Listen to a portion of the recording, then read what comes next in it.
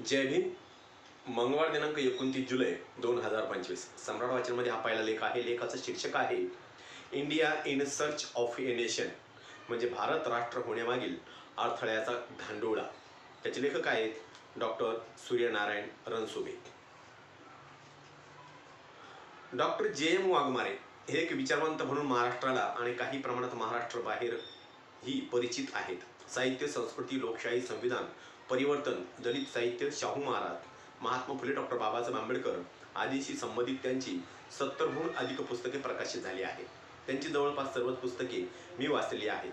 त्यातील काहींचा हिंदी अनुवादही मी केलेला आहे. इंग्रजीतून त्यांची 5 पुस्तके प्रकाशित झाली आहेत. आयुष्याच्या शेवटच्या वळणावर आल्यानंतर त्यांनी India in search of a nation हे पुस्तक लिहिले आहे. त्यांची जवळपास सर्वच पुस्तके वाचल्यामुळे मी हे अधिकारवाणीने लिहित आहे की त्यांच्या आजवरचे लेखनातील हे सर्वश्रेष्ठ पुस्तक आहे. या पुस्तकाचा विषय त्यांच्या डोक्यात मागील 10-15 वर्षापासून घोळत होता. या लेखनासाठी याही वयात वय वर्ष 90 त्यांनी विलक्षण असे परिश्रम घेतलेले आहेत. 280 पानांच्या या पुस्तकासाठी त्यांनी इंग्रजीतील 62, मराठीतील 15 व हिंदीतील 7 अशा एकूण 84 पुस्तकांचा आधार घेतलेला आहे. या 84 पुस्तकांचे संदर्भ या पुस्तकात आहेत. आपण भारतीय अगदी विचारवंतापासून ते सामान्यांपर्यंत या भ्रमात जगत आहोत की भारत हा एक राष्ट्र आहे. डॉक्टर वाघमारे यांचा प्रश्न आहे की भारत खरोखरच राष्ट्र या संकल्पनेत खरा उतरू शकलेला आहे काय? तो प्राचीन काळात राष्ट्र होता काय? आज तो राष्ट्र म्हणून उभा राहिलेला आहे काय? खोलात जाऊन विचार केल्यानंतर जाणवते की भारत आजही राष्ट्र होण्यासाठी धडपडतोय. राष्ट्र होण्याची ही प्रक्रिया मंद गतीने का होईना 1947 पासून सुरू झालेली होती, पण 2014 नंतर मात्र यात खूपच अडथळे निर्माण करण्यात येत आहेत. आणि त्यामुळे राष्ट्र म्हणजे काय, राष्ट्रीयत्व म्हणजे काय, धर्मनिरपेक्षता म्हणजे काय, आपल्या संविधानाचे उद्दिष्ट काय आहे, त्या उद्दिष्टापर्यंत आपण पोहोचलो आहे काय, या प्रश्नांचा ऐतिहासिक, राजकीय, सामाजिक, सांस्कृतिक, धार्मिक, आर्थिक या वेगवेगळ्या अंगातून हे शोध घेतात आणि या निष्कर्षापर्यंत येतात की भारत राष्ट्र होण्याच्या प्रक्रियेतून जात आहे. तो अजूनही राष्ट्र झालेला नाही. हा शोध घेण्यासाठी ते वैदिक काळापासून ते प्रबोधन काळापर्यंतचा वैचारिक प्रवास तपासतात. 280 पानांचे हे पुस्तक एकूण 7 प्रकरणात विभागलेले आहे. पहिल्या प्रकरणाचा मथळा आहे इंडिया थ्रू एजेस. 40 पानांच्या या पहिल्या प्रकरणात सर्व पहिल्या प्रकरणात आर्य येण्यापूर्वीचा भारत आणि आल्यानंतर त्यांचा द्रविड संस्कृतीशी झालेला संघर्ष, त्यातून समन्वय, शैव वैष्णव संप्रदाय यांच्यात झालेला समन्वय, हे सर्व ते पुराव्याने सिद्ध करतात. प्राचीन काळापासून भारत हा समन्वयवादी देश राहिलेला आहे. वैदिक साहित्य आणि वेद उपनिषद यांच्या आधारावर तत्वज्ञानाची उभारणी दक्षिणेतल्या आचार्यांनी केलेली आहे. शंकराचार्य, मध्वाचार्य, वल्लभाचार्य इत्यादी म्हणजे आर्य आणि द्रविडांचा हा समन्वय होता. प्राचीन काळापासून या देशात आंतरजातीय लग्नाची पद्धत कशी होती हे ते पुरावे देऊन मांडतात. पान नंबर 23. वैदिक किंवा हिंदू हे इतरांच्या धर्माचा, विचाराचा आदर करीत असत. आपल्या श्रद्धा, आपला धर्म इतरांवर थोपवण्याचा प्रयत्न येथे कधी झालेला नाही किंवा इतरांना कधी कमी लेखण्याचा प्रयत्नही झालेला नाही. यासाठी ते मॅक्स मुल्लर, दारा शिकोह, रोमा रोलॉ आदींची साक्ष काढतात आणि त्याच वेळी ते स्पष्ट करतात की वेदातल्या पुरुष सूक्ताचे किंवा भयानक परिणाम या देशातील समाज व्यवस्थेवर झालेले आहेत. वर्णव्यवस्था नेमकी कधीपासून सुरू झाली हे माहीत नाही, पण गौतम बुद्ध व महावीर वर्ण या जाती संस्थेच्या विरोधात कसे उभे राहिले हे ते दाखवतात. कारण राष्ट्रीय समाज एकजिन्सी असावा लागतो, पण हा समाज एकजिन्सी कधीच नव्हता व आजही नाही. अलीकडे त्याची तशी होण्याची प्रक्रिया सुरू झालेली आहे. तीही केवळ आणि केवळ संविधानामुळे, गौतम बुद्धामुळे भारतीय संस्कृती व तत्वज्ञान अधिक समृद्ध होत गेले. डॉक्टर वाघमारे कुराणाचा थोडक्यात परिचय करून देतात. भारतात इस्लाम कसा आला आणि मुसलमानांनी येथे सत्ता आणि तलवारीच्या बळावर लूट कशी केली हे ते विस्ताराने सांगतात. आणि त्यामुळे त्यांच्यासोबत आलेली सुफी पंथीयांनी धर्माच्या पलीकडे जाऊन माणुसकीवर कसा भर दिला हे ते प्रमाण देऊन सिद्ध करतात. इस्लामच्या समानतेच्या तत्वज्ञानामुळे वर्णव्यवस्थेमुळे सतावले गेलेल्या वर्णाने जातींनी इस्लाममध्ये प्रवेश केला हे सर्वात आधी विवेकानंदांनी स्पष्ट केलेले आहे. तलवारीपेक्षा वर्णव्यवस्थेमुळे इस्लाम वेगाने या देशात पसरला ही वस्तुस्थिती वाघमारे सर मांडतात.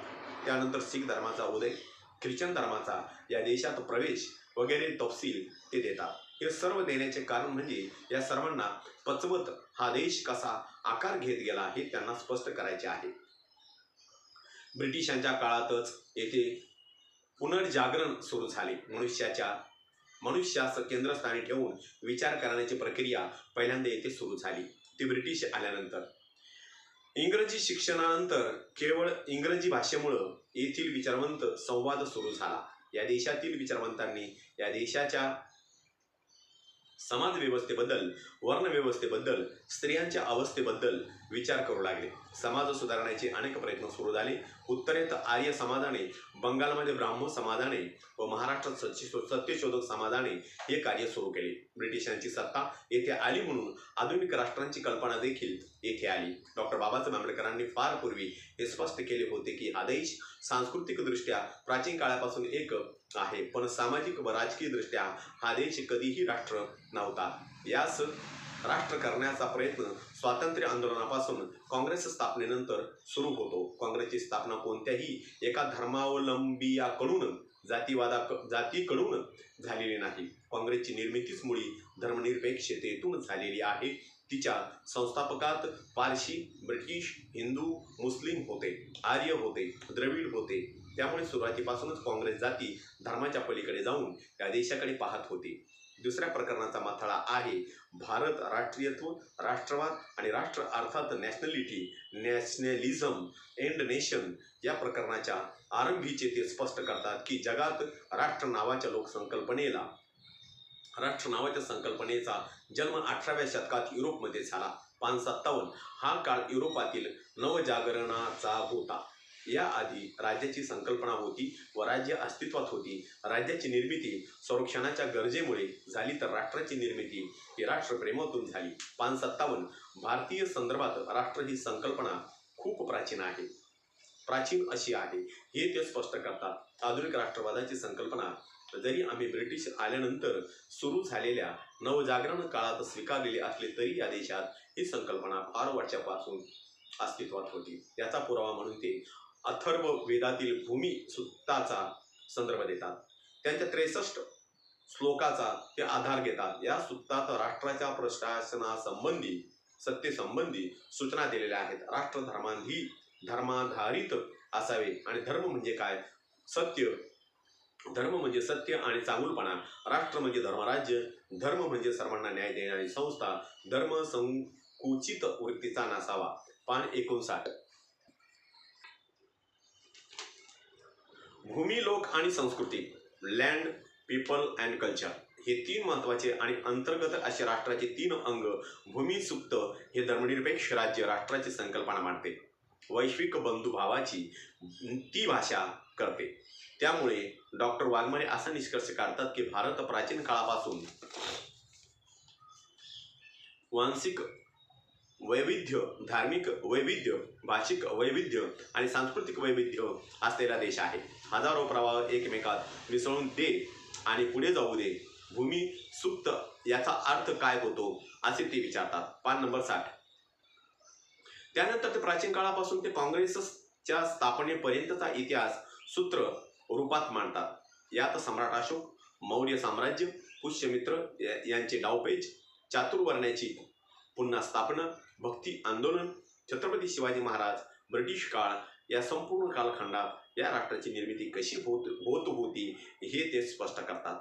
इसवी सन 1000 ते इसवी सन 1500 या काळात जे राजे होऊन गेले ते सर्व धर्मनिरपेक्ष कसे होते हे ते स्पष्ट करतात.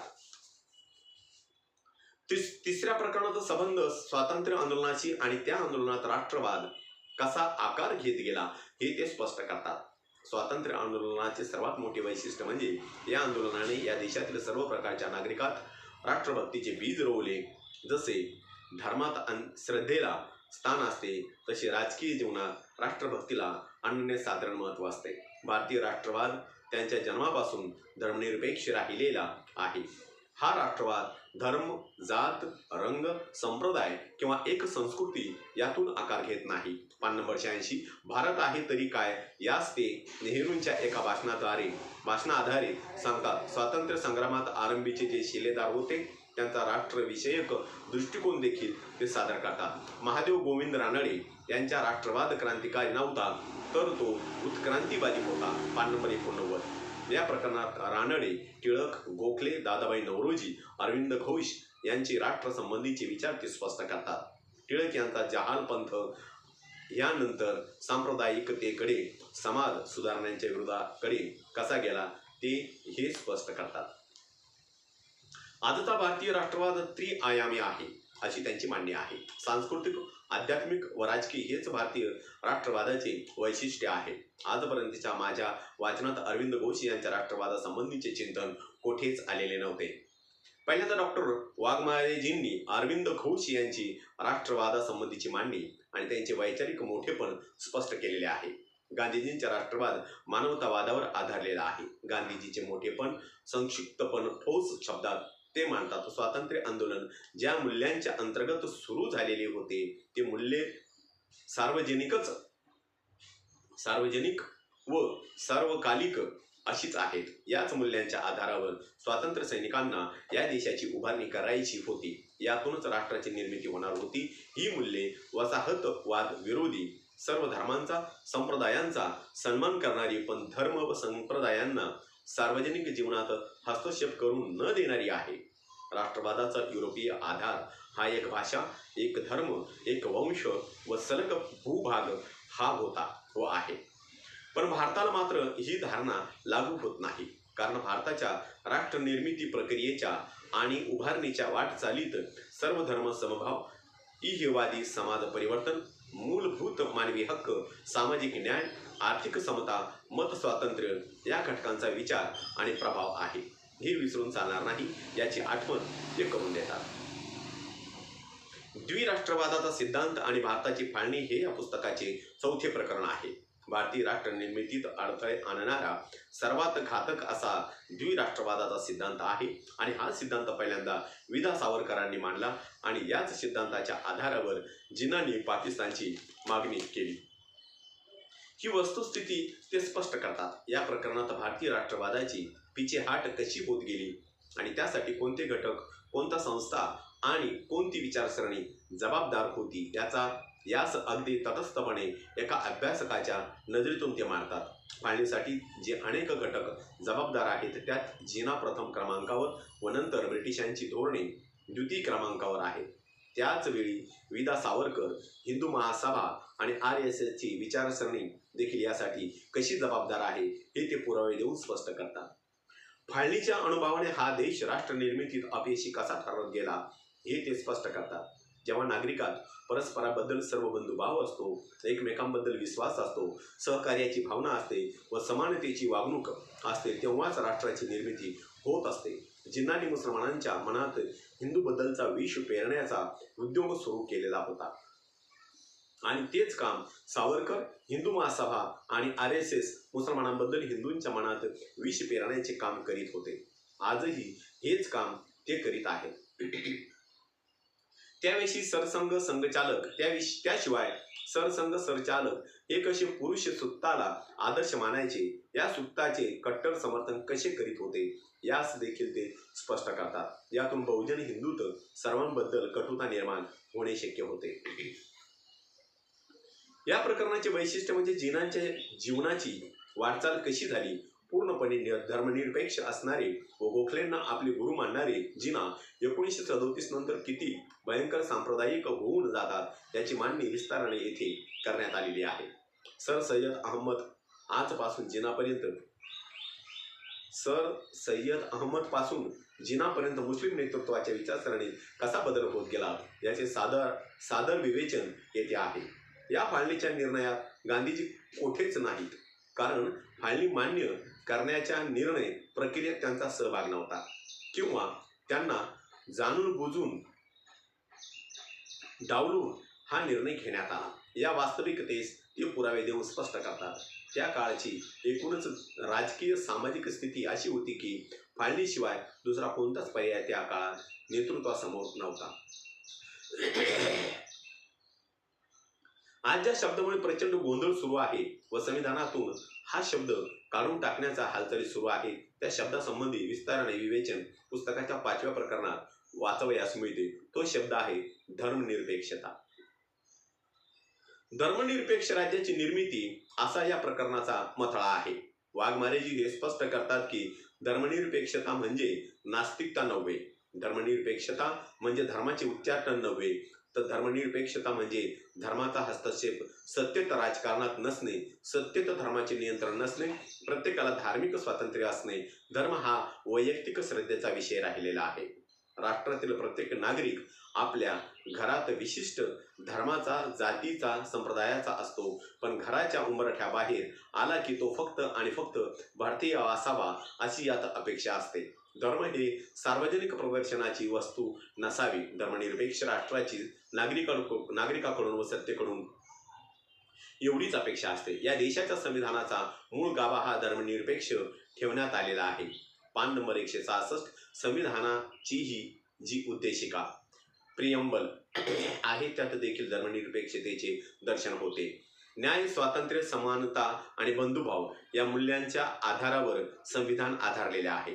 नागरिकांचे मूलभूत अधिकार आणि धोरण ठरवण्यासाठी दिलेली मार्गदर्शक तत्वे कोणीही बदलू शकत नाही आणि ती मूलभूत अधिकार व मार्गदर्शक तत्वे धर्मनिरपेक्ष स्वरूपाची आहेत। पान नंबर 168 धर्मनिरपेक्षता हा केवळ एक शब्द नसून ती एक संकल्पना आहे।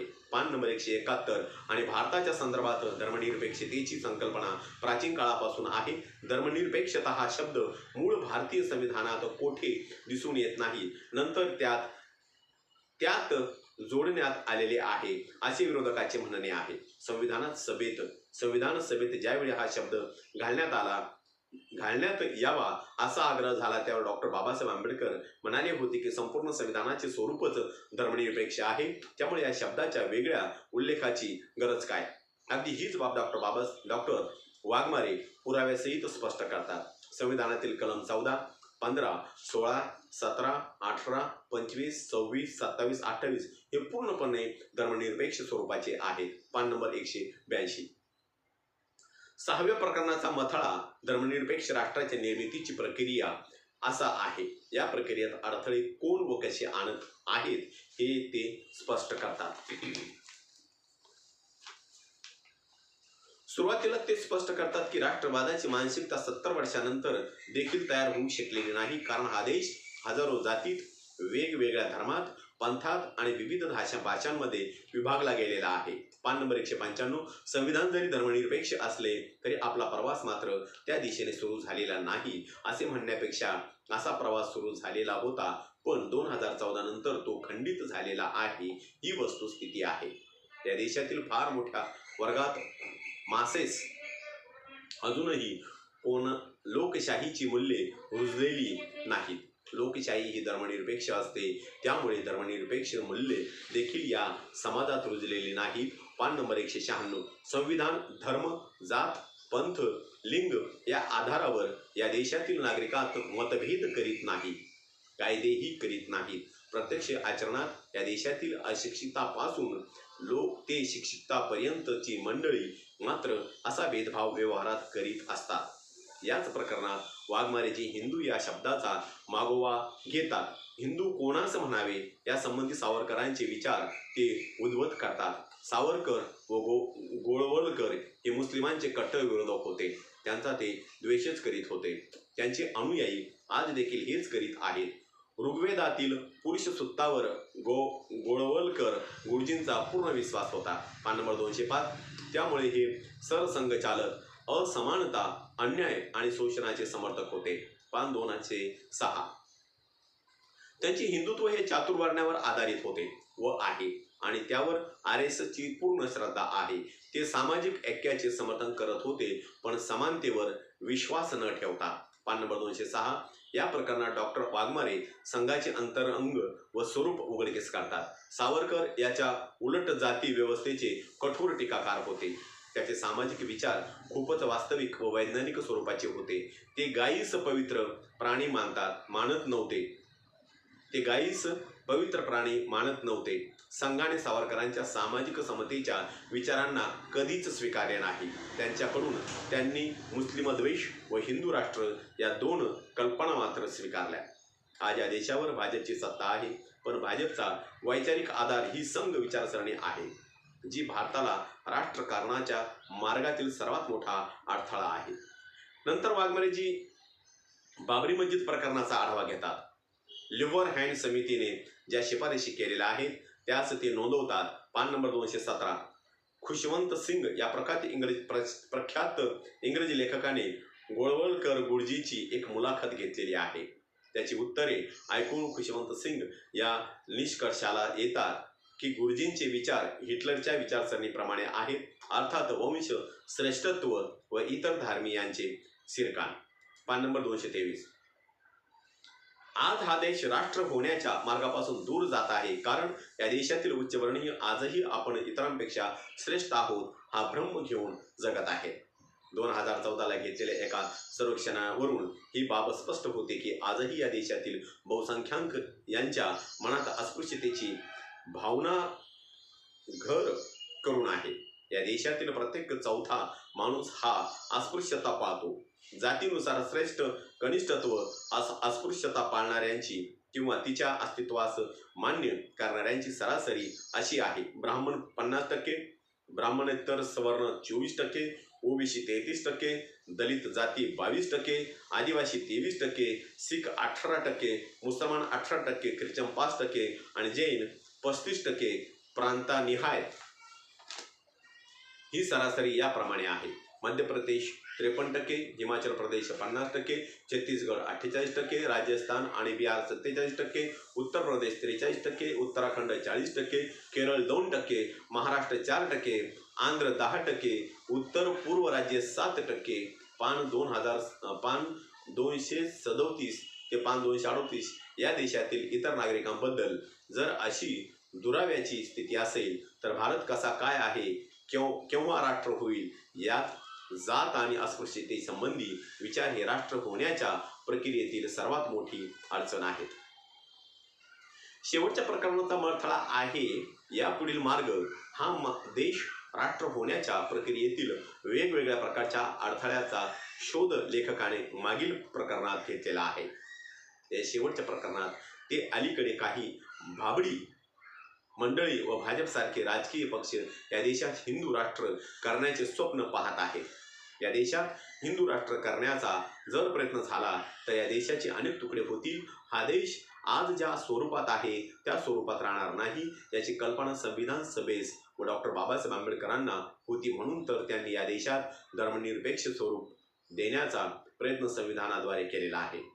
फार कमी जणांना या वास्तवाची जाणीव आहे की या देशातील 32 प्रांतांपैकी 9 प्रांतात हिंदू अल्पसंख्याक आहेत. हिंदूंचे प्रमाण जम्मू काश्मीर 8.44%, पंजाब 4%, लक्षद्वीप 2.50%, मिझोरम 2.75%, नागालँड 8.75%, मेघालय 1.53%, अरुणाचल प्रदेश 29%, मणिपूर 31% आणि लडाख 3%. पान 250. जर हिंदू राष्ट्राची घोषणा झाली आणि तसा प्रयत्न झाला तर हे 9 प्रांत बंडखोरी करून वेगळे होतील. त्याशिवाय संपूर्ण दक्षिणेतील प्रांत केवळ केरळ, तामिळनाडू, आंध्र, कर्नाटक व तेलंगणा यात हिंदू बहुसंख्याक जरी असले तरी ते हिंदू द्रविडीयन आहेत आणि भाजप ज्या हिंदू राष्ट्राचे स्वप्न पाहत आहे ते वैदिक हिंदूंचे आहे. त्यामुळे द्रविडीयन हे वैदिक हिंदुत्व कदापिही स्वीकार करणार नाही आणि ते वेगळे होण्याचा प्रयत्न करतील. हिंदू राष्ट्र करायचं झालं तर प्रयत्न झाला तर या देशाचे अनेक तुकडे होतील आणि प्रत्येक जण स्वतःला स्वतंत्र राष्ट्र म्हणून घोषित करण्याची शक्यता आहे. त्यामुळे राष्ट्र म्हणून जर आपले अस्तित्व टिकवून ठेवायचे असेल तर धर्मनिरपेक्षता या मूल्यांचा स्वीकार करण्या वाचून दुसरा मार्ग नाही. धर्मनिरपेक्षतेसंबंधी जे अनेक भ्रम जाणीवपूर्वक पसरवण्यात आलेले आहेत त्यांना दूर करण्याची जबाबदारी धर्मनिरपेक्षता व मूल्यास स्वीकारलेल्या राजकीय पक्षांना करावी लागेल. त्याशिवाय या देशातील विचारवंतांची, शिक्षकांची, प्राध्यापकांची, पत्रकारांची, संपादकांची, लेखकांची वैचारिक भूमिका देखील महत्त्वाची ठरणार आहे. धर्मधिष्ठित राजकारण्यांचे धोके मागील काही वर्षापासून लक्षात येत आहेत. स्त्री, दलित, ओबीसी, अल्पसंख्याक यांच्या जीवनाची होळी करणारी ही विचारसरणी आहे. त्यामुळे यापुढचा मार्ग खूपच आव्हानात्मक असा आहे. या देशात राष्ट्र म्हणून आकार देण्याची जबाबदारी या देशातील सर्वच विवेकसंपन्न नागरिकांची आहे. गांधी आणि नेहरूंचा राष्ट्रवाद हा मानवतावादी भूमिका घेऊन तयार झालेला होता व आहे. या संदर्भात विनोबा भावे यांचे विचार वाघमारे सर उद्ध्वस्तच करतात. पुस्तकाचा शेवट रवींद्रनाथ टागोर यांच्या अत्यंत सुंदर आणि अत्यंत महत्त्वाच्या कवितेने ते करतात. या पुस्तकाला साजेशी अशी प्रस्तावना माननीय शिवराज पाटील चाकूरकर, माजी गृहमंत्री, भारत सरकार यांनी लिहिलेली आहे. आपल्या प्रस्तावनेत त्यांनी या पुस्तकाच्या प्रत्येक प्रकरणाचा आढावा घेतलेला आहे व त्यांनी देखील अथर्ववेदातील भूमी सूक्ताचा उल्लेख केलेला आहे. आयुष्याच्या शेवटच्या वळणावर अत्यंत महत्त्वाच्या विषयाचे मूलभूत स्वरूपाचे विचार मांडल्याबद्दल सरांचे अभिनंदन. या पुस्तकात आकर्षक अशा स्वरूपात प्रकाशित केल्याबद्दल क्रिएटिव्ह पब्लिकेशन नांदेडचे अभिनंदन. India in search of a nation, लेखक डॉक्टर जे. एम. वाघमारे, प्रकाशक क्रिएटिव्ह पब्लिकेशन नांदेड. मूल्य 280, मूल्य 400 रुपये. Mobile number 9423 77 72 00. या ठिकाणी हा लेख संपलेला आहे. माझा प्रत्येक व्हिडिओ पाहण्यासाठी माझ्या प्रत्येक व्हिडिओ लाईक करा, शेअर करा, सबस्क्राईब करा आणि बेल आयकॉनवर क्लिक करा. या लेखामध्ये भारतातील प्रत्येक नागरिकाने हे पुस्तक घेऊन वाचावे. त्या पुस्तकाचं नाव आहे Indian in search of a nation, म्हणजे भारत राष्ट्र होण्यामागील अडथळ्यांचा हा धांडोळा प्रत्येक नागरिकाने वाचून आपल्या मनामध्ये, आपल्या बुद्धीमध्ये, आपल्या बुद्धिमत्तेवर विचार करून या देशातील हे जी स्तोम चाललेला आहे की भारत हा हिंदू राष्ट्र करायचा आहे, हिंदू राष्ट्र झाल्याच्या नंतर ह्या भारताचे कसे तुकडे होतील हे होऊ नये म्हणूनसाठी प्रत्येकाने आपल्या येणाऱ्या पिढ्यांसाठी, आपल्या येणाऱ्या पिढ्यानपिढ्यासाठी हा देश वाचवण्याचा प्रयत्न करून कसं आपण या देशामध्ये सामील होऊन या देशात आपला हातभार लावा एवढं बोलतो. 2 शब्द संपवतो. थँक्यू. जय भीम, जय भारत, जय बुद्धभूमी.